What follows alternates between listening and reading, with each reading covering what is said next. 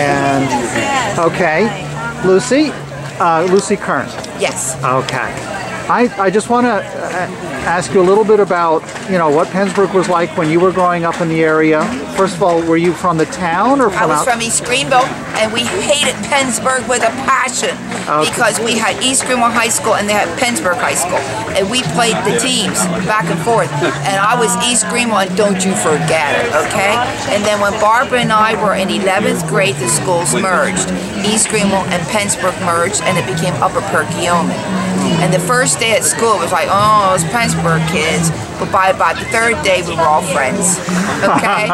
We were all friends, yeah. So, this was a much smaller place. We had 2 movie theaters. We had a movie theater right down the street, and we have a movie theater in East Greenville. And we had 1 cop in each town. East Greenville had Vic Moyer, Pennsburg had Kleine, Pennsburg, Red Hill had 1 cop. I mean, look how it is now. It's changed. Okay. Each town had 1 cop.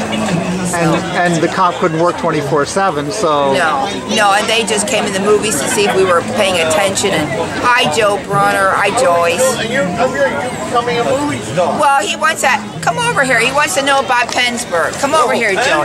This is a good guy, Joe Brunner. Come on over. Hi, Joe.